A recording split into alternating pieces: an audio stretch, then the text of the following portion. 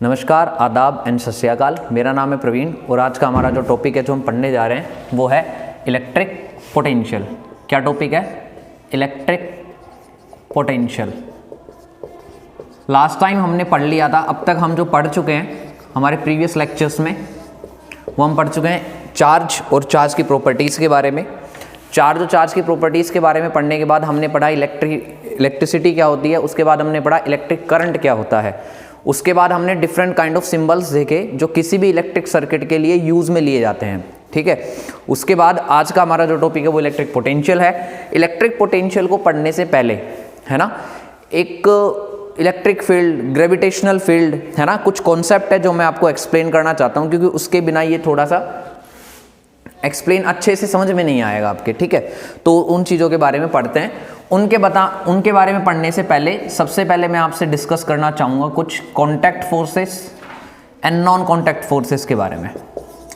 आप सबको पता होगा कि नॉन कॉन्टैक्ट फोर्सेस कौन से होते हैं और कॉन्टैक्ट फोर्सेस कौन से होते हैं, है ना। जैसा कि अगर मैं कॉन्टैक्ट फोर्सेस के बारे में बात करूं तो कॉन्टैक्ट फोर्सेस वो फोर्सेस होते हैं जिनको लगाने के लिए हमें किसी भी चीज़ को क्या करने की ज़रूरत होती है? टच करने की ज़रूरत होती है। क्या करने की ज़रूरत होती है? यस, टच करने की ज़रूरत होती है फिजिकली। यस और नो? जस्ट लाइक मान लो मैं कोई भी चेयर है वो मैं एक जगह से उठा के दूसरी जगह पे रखना चाहता हूँ। यस और नो? हमारे पास कोई चेयर है, मैं उसको रखना चाहता हूँ कि भाई यहाँ से मैं वो वहाँ पे उठा के रख दूँ। कोई ग्लास है पानी का, है, मैं पानी पीना चाहता हूँ तो मैं उठूँगा, पानी का ग्लास ले आऊँगा। यस और नो? ये तो है नहीं कि मैं ऐसे करूँगा कि भाई पानी का ग्लास उठ जाएगा, मैं ऐसे इशारा करूँगा तो वो अपने आप आ जाएगा। ऐसा थोड़ा ना होगा, है ना। अगर मुझे वो ग्लास लाना है पानी का या मुझे एक चेयर दूसरी जगह उठा के रखनी है तो इन सारे कामों के लिए मुझे उनके ऊपर फोर्सेस लगाने के लिए मुझे क्या करना पड़ेगा? उसको टच करना पड़ेगा। यस और नो? ऐसे ही आप फ्रिक्शनल फोर्स ले लो, है ना।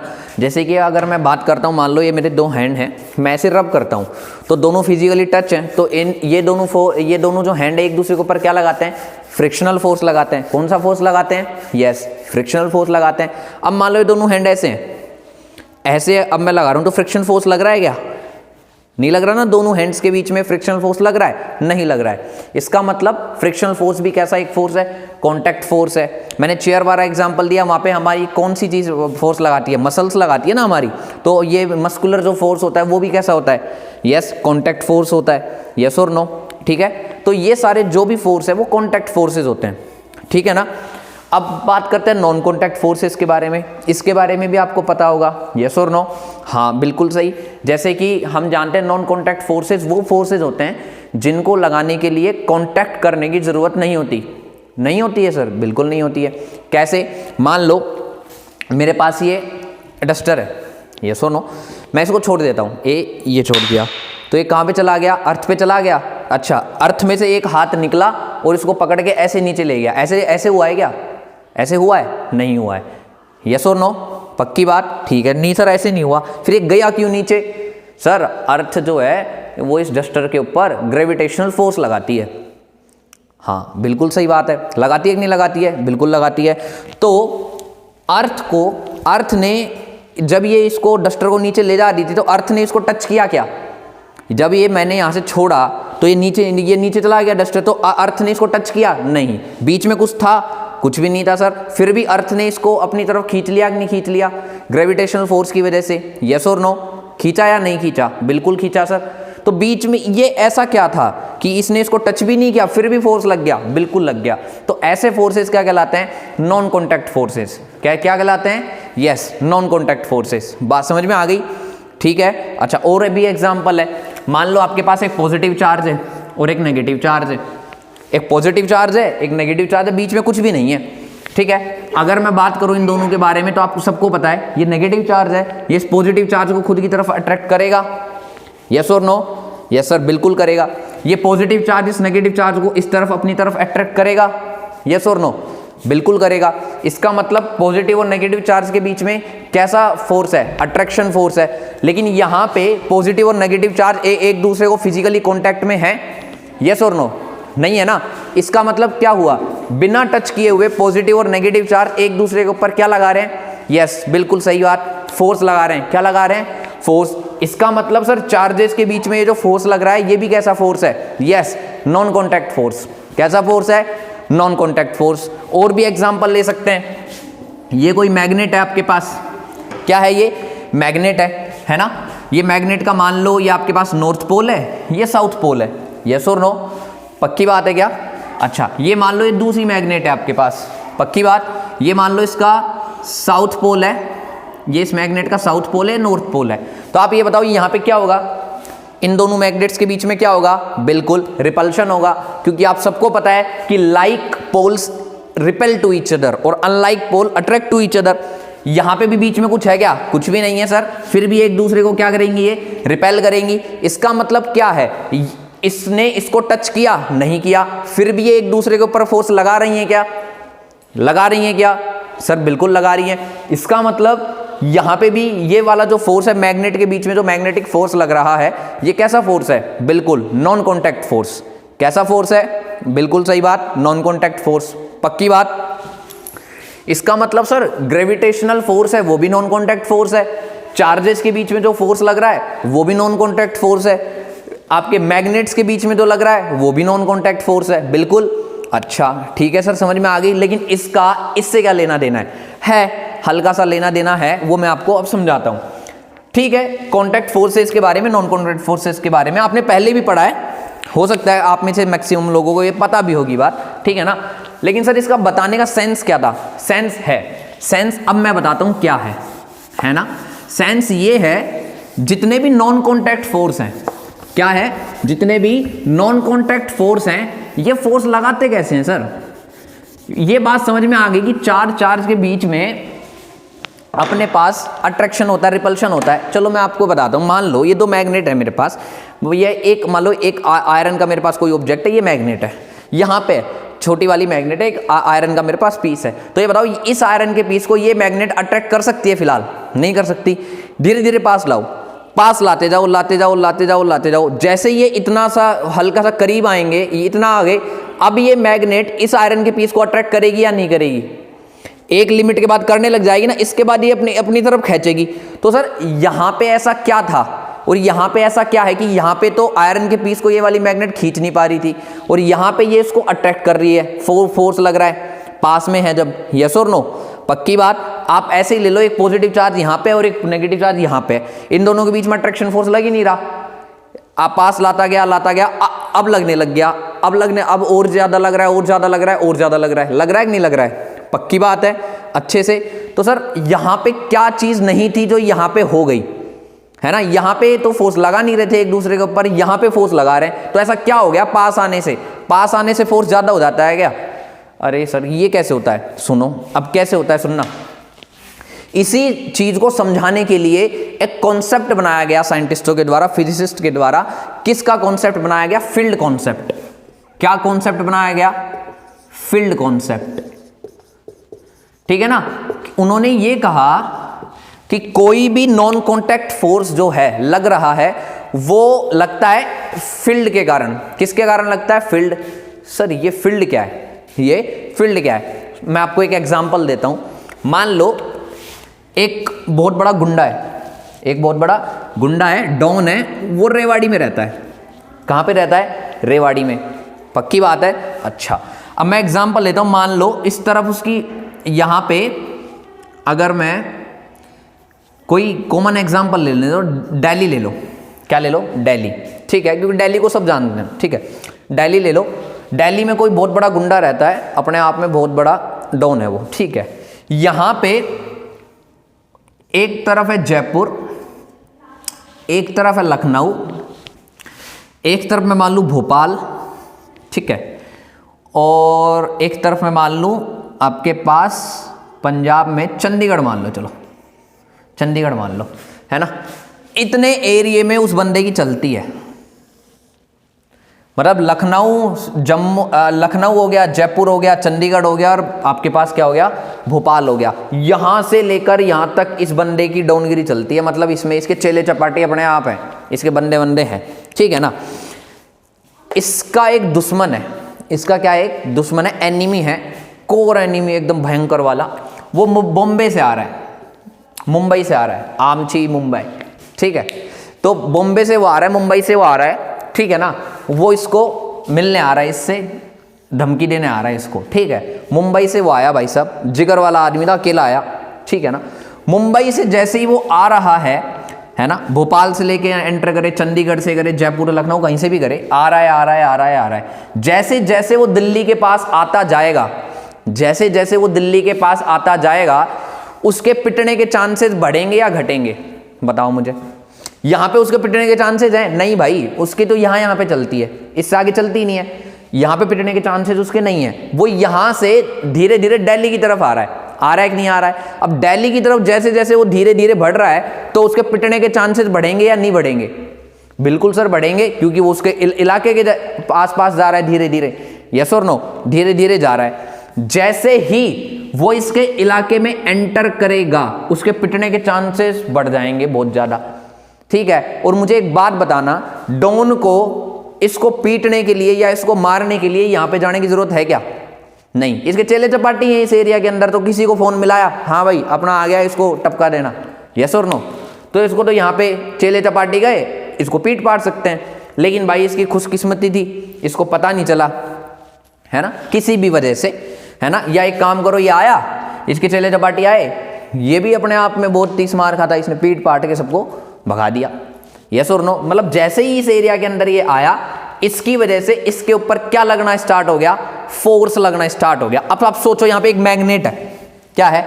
मैग्नेट है। यहां पे एक मैग्नेट है, दिल्ली की जगह मैग्नेट मान लो। मैग्नेट के चारों तरफ ये क्या है? उसकी फील्ड है। इसको कहेंगे मैग्नेट के कारण जो बनती है उसको मैग्नेटिक फील्ड कहेंगे, चार्जेस के कारण जो बनती है उसको इलेक्ट्रिक फील्ड कहेंगे, यस और नो? और ग्रेविटेशनल फोर्स के कारण जो बनती है उसको हम ग्रेविटेशनल फील्ड कहेंगे। जैसा कि ये डॉन की वजह से है। अब ये डॉन था, इस इलाके में उसकी चलती है, तो वैसे ही मान लो एक मैग्नेट है, या आपके पास कोई चार्ज है, क्या है आपके पास कोई, सॉरी आपको दिख नहीं रहा होगा, ये आपके पास कोई चार्ज है, ठीक है। उस चार्ज की इतने इलाके में चलती है। जैसे ही दूसरा कोई चार्ज, और ये मान लो ये पॉजिटिव चार्ज है, जैसे ही कोई नेगेटिव चार्ज है यहां पे है, तब तक ये इसके ऊपर फोर्स नहीं लगाएगा। जैसे ही ये नेगेटिव चार्ज धीरे धीरे आगे बढ़ रहा है, जैसे ही ये इसकी फील्ड के अंदर आ जाएगा, इस फील्ड के अंदर आ जाएगा, ये पॉजिटिव चार्ज इसके ऊपर अट्रैक्शन फोर्स लगाने लग जाएगा। समझे कि नहीं समझे? तो जैसे यहां पे ये होता है। अब मानो जैसे जैसे ये बंदा दिल्ली की तरफ आ रहा है, वैसे वैसे इसके पिटने के चांसेस बहुत ज्यादा क्या होते जा रहे हैं? यस, इंक्रीज होते जा रहे हैं। क्या होते जा रहे हैं? इंक्रीज होते जा रहे हैं। वैसे ही जैसे जैसे ये नेगेटिव चार्ज पॉजिटिव चार्ज की तरफ बढ़ता जाएगा, इसके ऊपर जो फोर्स होगा वो बढ़ेगा या घटेगा? बताओ बताओ जल्दी बताओ। बढ़ेगा ना? कॉमन सेंस वाली बात है, सीधी सी बात है। तो सेम ऐसे ही ये फोर्स लगता है। तो यहां से ये फील्ड कॉन्सेप्ट आता है। अब मैं again I just repeat, field concept क्या है? फील्ड कॉन्सेप्ट ये है कि जितने भी नॉन कॉन्टैक्ट फोर्स हैं, जितने भी नॉन कॉन्टैक्ट फोर्स है, ये फोर्स तो लगाते हैं, ये कैसे लगाते हैं इसको समझने के लिए ये कॉन्सेप्ट दिया गया। इसमें क्या कहा गया कि जितने भी नॉन कॉन्टैक्ट फोर्स हैं वो अपने चारों तरफ एक इनविजिबल फील्ड क्रिएट करते हैं। आपको दिखाई देती है क्या? मान लो मैंने ये किया था, आपको ये एग्जांपल दिया था, ये यहाँ पे नीचे गिर जाता है, तब मैं इसको छोड़ देता हूँ, तो यहाँ पे ग्रेविटेशनल फील्ड है अर्थ की, तभी तो ये अर्थ इसके ऊपर फोर्स लगाती है, और ये कहाँ पे गिर जाता है? नीचे गिर जाता है कि नहीं गिर जाता है? यस और नो? ठीक है सर, गिर जाता है। इसका मतलब यहाँ पे ये ग्रेविटेशनल फील्ड के अंदर है। बिल्कुल सर, ग्रेविटेशनल फील्ड के अंदर है। अगर ये बाहर होता तो फोर्स ही नहीं लगता इसके ऊपर, तो कॉमन सेंस वाली बात है, नहीं लगता ना? ठीक है सर। तो फील्ड कॉन्सेप्ट, ये फोर्स लगाया कैसे, है ना, इसको समझाने के लिए ये दिया गया था। इसमें क्या कहा गया साइंटिस्टों के द्वारा कि कोई भी नॉन कॉन्टैक्ट फोर्स है वो अपने चारों तरफ एक इनविजिबल फील्ड क्रिएट करता है। क्या क्रिएट करता है? यस, इनविजिबल फील्ड क्रिएट करता है, जिसके कारण उस दूसरे ऑब्जेक्ट के ऊपर क्या लगता है? एक फोर्स लगता है। यस और नो? पक्की? तो ये फील्ड कॉन्सेप्ट था कि जितने भी नॉन कॉन्टैक्ट फोर्सेस होते हैं वो फोर्स कैसे लगाते हैं, उनके चारों तरफ एक इनविजिबल फील्ड क्रिएट हो जाती है, जिसके अंदर आते ही ये किसी भी ऑब्जेक्ट के ऊपर क्या लगाने लग जाते हैं? फोर्स। जैसा कि मैंने आपको बताया था, एक चार्ज है, यहाँ पे मान लो एक पॉजिटिव चार्ज है, एक नेगेटिव चार्ज है, यहाँ पे फोर्स नहीं लगा रहे। जैसे जैसे मैं इन दोनों को पास लाऊंगा, तो जैसे ही ये एक दूसरे की किसकी फील्ड के अंदर आएंगे? इलेक्ट्रिक फील्ड के अंदर आएंगे, वैसे ही एक दूसरे के ऊपर क्या लगाने लग जाएंगे? फोर्स। ठीक है, ठीक है। तो यहाँ पे मैंने बताया फील्ड का कॉन्सेप्ट। अब सर कौन सी फील्ड कैसे और कहाँ बनेगी? सीधी सी बात है, चार्ज के कारण बनेगी इलेक्ट्रिक फील्ड, यस और नो? मैग्नेट के कारण बनेगी मैग्नेटिक फील्ड, और ग्रेविटेशनल फोर्स के कारण क्या बनेगी? Gravitational field. कॉमन सेंस वाली बात है, यस और नो? बात समझ में आ गई? ठीक है, आगे चलते हैं। अब सर ठीक है, हम समझ गए इलेक्ट्रिक फील्ड क्या होती है। आप सोचो, इलेक्ट्रिक फील्ड का कॉन्सेप्ट मैंने केवल और केवल आपके इलेक्ट्रिक पोटेंशियल की डेफिनेशन के लिए समझाया है, ठीक है ना? तो आप इसको, ठीक है ना, याद रखिएगा। तो इलेक्ट्रिक पोटेंशियल में क्या काम है सर इलेक्ट्रिक फील्ड का? आपको इतना पता चल चुका, जैसे ही कोई भी चीज इलेक्ट्रिक फील्ड के अंदर एंटर करती है तो उसके ऊपर क्या लगना स्टार्ट हो जाता है? फोर्स लगना स्टार्ट हो जाता है। यस और नो? पक्की बात है क्या? ठीक है सर। अब बात सोचे इलेक्ट्रिक पोटेंशियल क्या होता है, सुने, है ना? मान लो ये आपकी कोई इलेक्ट्रिक फील्ड है, ठीक है, यहां पे कोई पॉइंट है, मान लो ये कोई पॉइंट है P, क्या है? कोई पॉइंट P है मान लो, ठीक है। इनफाइनाइट पे कोई चार्ज रखा है, इनफाइनाइट पे कोई चार्ज रखा है Q। कितना चार्ज रखा है?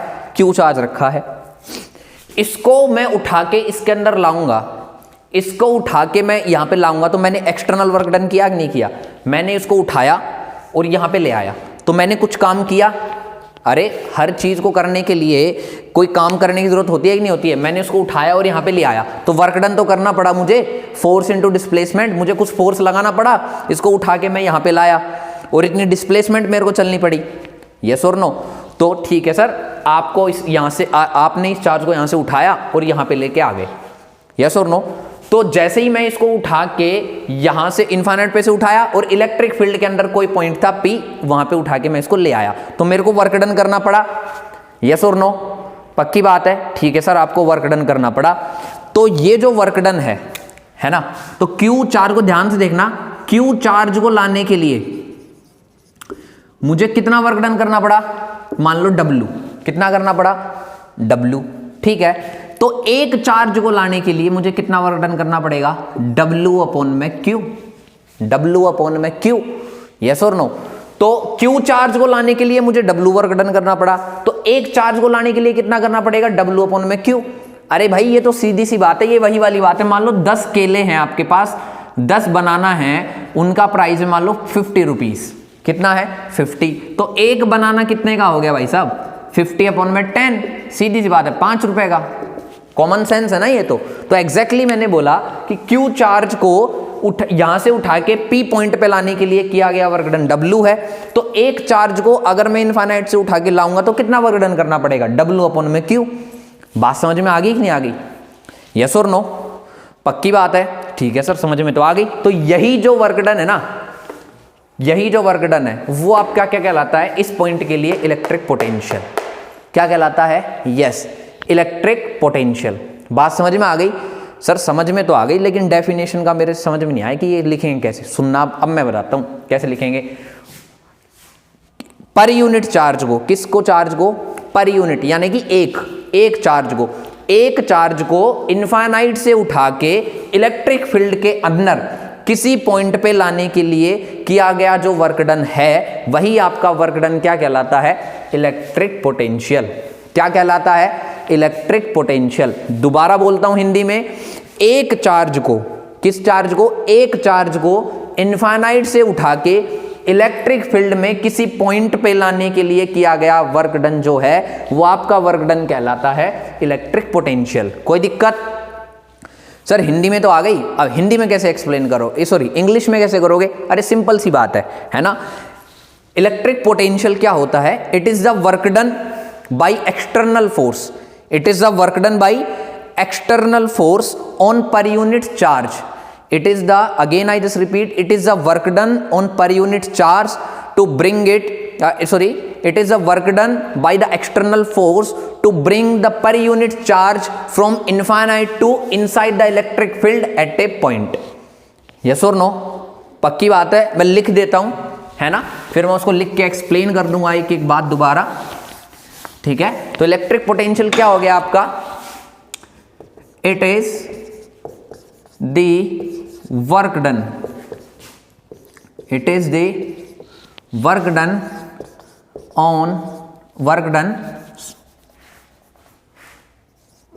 by external force external force on per unit charge to bring it from infinite to inside the electric field at a point। ठीक है, तो आपकी डेफिनेशन हो गई कि इलेक्ट्रिक पोटेंशियल आपका क्या होता है। ठीक है, मैं एक बार दोबारा आपको बता देता हूं ये पढ़ के। क्या बोला मैंने? It is the work done by external force. हमने ही तो लगाया फोर्स, सिस्टम ने थोड़ा ना लगाया बाहर से किसी ने, है ना, हमने लगाया है। तो it is the work done by external force on per unit charge. पर यूनिट चार्ज का मतलब एक चार्ज, पर यूनिट चार्ज का मतलब एक चार्ज। तो it is the work done by external force on per unit charge to bring it, इसको लाने के लिए फ्रॉम इनफाइनाइट टू, इनफाइनाइट से inside the electric field at a point, infinite से उठा के इलेक्ट्रिक फील्ड के अंदर किसी पॉइंट पे लाने के लिए। ठीक है, पक्की बात, अच्छे से, बिल्कुल। ये आपके इलेक्ट्रिक पोटेंशियल की डेफिनेशन होगी कि इलेक्ट्रिक पोटेंशियल होता क्या है। बात समझ में आ गई अच्छे से? ठीक है सर, कोई दिक्कत नहीं है। अब इसके बारे में कुछ और इंपॉर्टेंट पॉइंट है, ठीक है ना, मैं आपको लिखवा देता हूं। पहली बात तो ये इसकी जो यूनिट होती है वो कैसी होती, वो कौन सी होती है? वोल्ट। क्या होती है? वोल्ट। बिल्कुल सर, समझ में आ गया, वोल्ट होती है। ये जो क्वांटिटी होती है वो स्केलर होती है। कैसी क्वांटिटी होती है? स्केलर। बात समझ में होगी? स्केलर का मतलब सर इसका मैग्नीट्यूड होता है, इसकी डायरेक्शन नहीं होती। बात समझ में आ गई? बिल्कुल अच्छे से, ठीक है सर। ये स्केलर क्वांटिटी होती है, यानी कि इसका मैग्नीट्यूड होता है, कोई भी डायरेक्शन नहीं होती है। बात समझ में आ गई यहां तक अच्छे से? ओके। अब इलेक्ट्रिक पोटेंशियल जो होता है ना, define for a point, define for a point, ये किसी भी एक पॉइंट के लिए डिफाइन होता है। जैसे अभी मैंने आपको बताया था, इनफाइनाइट से उठाया, इलेक्ट्रिक फील्ड के अंदर किसी पॉइंट के ऊपर ले आया पी पे, तो वो पी का पोटेंशियल हो जाएगा, पी पॉइंट का। मान लो किसी और पॉइंट पे लाऊं तो वो उस पॉइंट का हो जाएगा। ठीक है, पक्की बात है। तो एक कुछ बातें आपको इलेक्ट्रिक पोटेंशियल के बारे में और पता होनी चाहिए। ठीक है, बात समझ में आ गई अच्छे से? ठीक है, अब नेक्स्ट टॉपिक पे चलते हैं। इसी से मिलता जुलता क्या एग्जैक्टली यही है, एक थोड़ा सा अंतर है उससे, तो वो अभी बता देते हैं हम। ये लिख लिया आपने? ठीक है ना, अगर लिखना चाहते हो तो पॉज करके भी लिख सकते हैं। ठीक है, ओके, चलते हैं आगे। अब एक टॉपिक है, वो है इलेक्ट्रिक पोटेंशियल डिफरेंस। क्या है? Yes, electric potential difference. ठीक है, क्या होता है? ठीक है, उसके बारे में देखते हैं, अभी रुकें।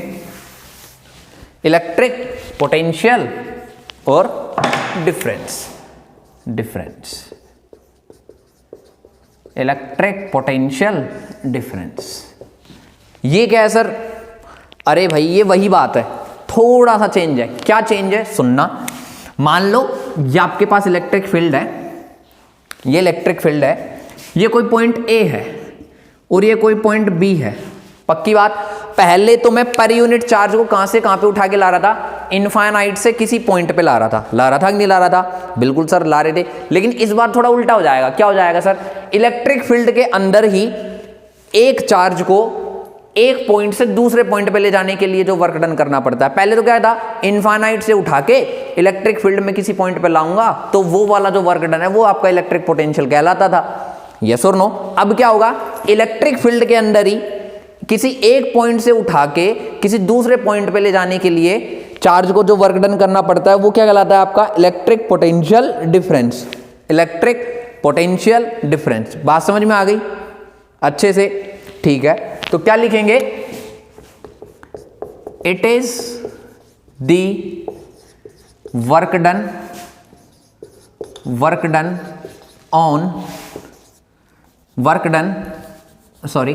बाय एक्सटर्नल फोर्स, किसी भी एक्सटर्नल फोर्स के द्वारा किया गया work done by external force on per unit charge, on per unit charge to bring it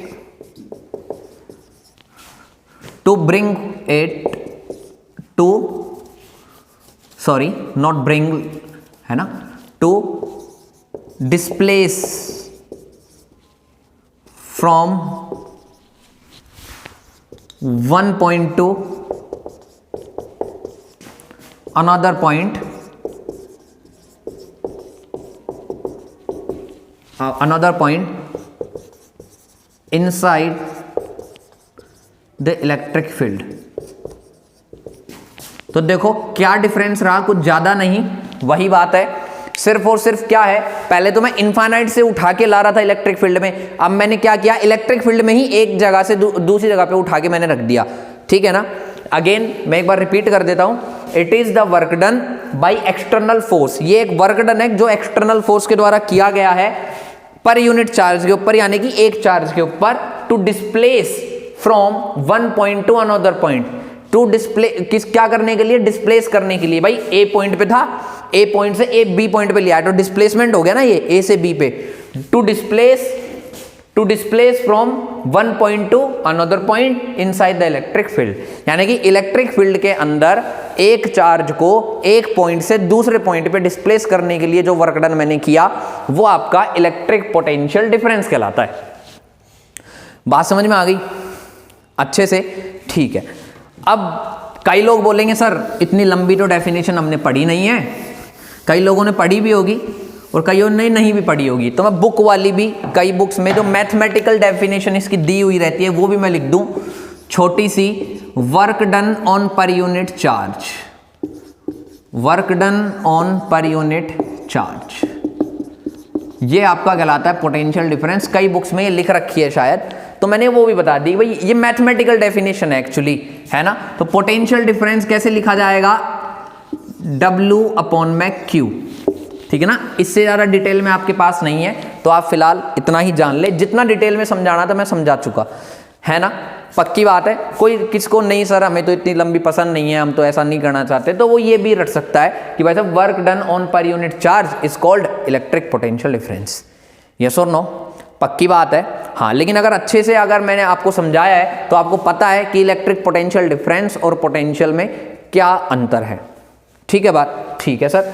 तो V बराबर हो गया W अपॉन में Q, क्या हो गया, यस, W अपॉन में Q, और इसकी भी यूनिट क्या होती है जो पोटेंशियल की होती थी, यानी कि वोल्ट, और ये भी कैसी क्वांटिटी है, यस बिल्कुल स्केलर क्वांटिटी है, कैसी क्वांटिटी है, स्केलर, ठीक है। और ये एक पॉइंट के लिए डिफाइन नहीं होता है, जैसे मैंने लिखा था ना पोटेंशियल में भी एक पॉइंट के लिए डिफाइन है, नहीं, ये दो पॉइंट्स के बीच का डिफरेंस है, ये क्या है, दो पॉइंट के बीच में तो किया गया वर्क डन है ना, वो उसका डिफरेंस है ये, यस और नो, पक्की बात है अच्छे से, ठीक है।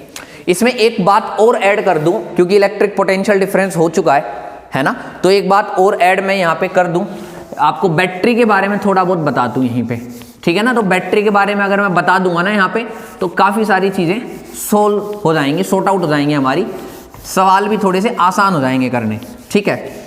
आप बैटरी आपने कभी भी देखी होगी, है ना, ये शायद बात मैंने पहले भी बताई और नहीं बताई तो दोबारा नोटिस कर लेना। ये मान लो ऐसे आप लगाते हो सेल और या बैटरी जो है ऐसे लिखते हो, तो एक्चुअली में जब आपने बैटरी या सेल देखा है तो वो ऐसा ही होता है क्या, कि उसमें एक बड़ा डंडा और एक छोटा डंडा होता है, बड़ा डंडा तो प्लस होता है, छोटा डंडा माइनस होता है, ऐसा एक्चुअल में होता है क्या, नहीं सर ऐसा नहीं होता है, नहीं होता है ना। हाँ, तो सर ये सिंबल ऐसा हम एफ सिंबल क्यों यूज करते हैं, इसके पीछे क्या रीजन है, मैं आज बताता हूं।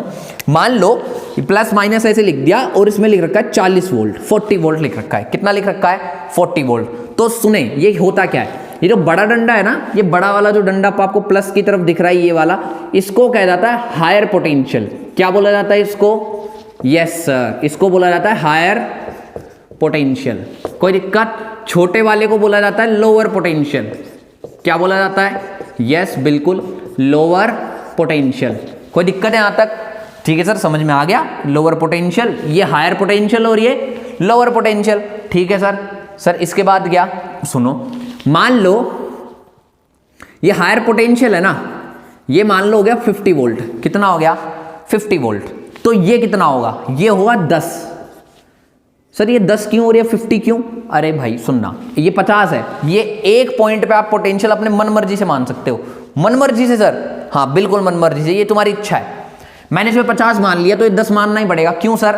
क्योंकि ये जो वैल्यू मैंने लिख रखी है ना, ये हायर और लोअर का क्या होता है, ये डिफरेंस होता है। क्या होता है? डिफरेंस। अच्छा सर, नहीं सर एक बार दोबारा बताओ, हमारे समझ में नहीं आई बात, नहीं आई बात समझ में? अरे कोई बात नहीं, दोबारा समझो, सुनना अगेन।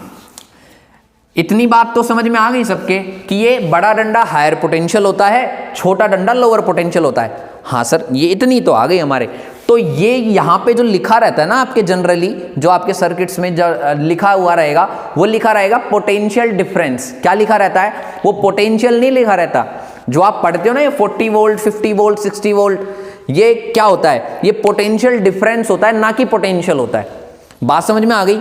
हाँ सर, पोटेंशियल होता है, पोटेंशियल डिफरेंस होता है, सॉरी पोटेंशियल नहीं होता, पोटेंशियल डिफरेंस होता है।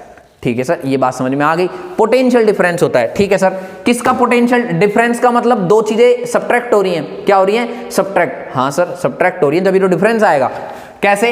हायर पोटेंशियल और लोअर पोटेंशियल का डिफरेंस ही ये होता है। मतलब सर हायर पोटेंशियल और लोअर पोटेंशियल को सब्ट्रैक्ट करने पे जो चीज आती है वो होती है ये। हाँ बिल्कुल वही होती है। अब मान लो हायर आपने मान ली 50, कितनी मान ली? 50। और मान लो छोटी वाली आपको, और मुझे पता है मान लो छोटी वाली x है। क्या है? x। तो फिर मान लो माइनस वाला जो लोअर पोटेंशियल है वो x है, और ये मैंने मान ली 50। तो इन दोनों का डिफरेंस क्या होना चाहिए? 50 माइनस x बराबर क्या होना चाहिए? 40। तो x की वैल्यू देखो कितनी आ गई? 10 वोल्ट। मतलब सर अगर ये 50 वोल्ट है तो ये 10 वोल्ट होगा। कॉमन सेंस है ना? हाँ। तो सर एक पॉइंट पे पोटेंशियल मैं अपने मन से मान सकता हूं? बिल्कुल मान सकते हो, फुल आजादी है आपको।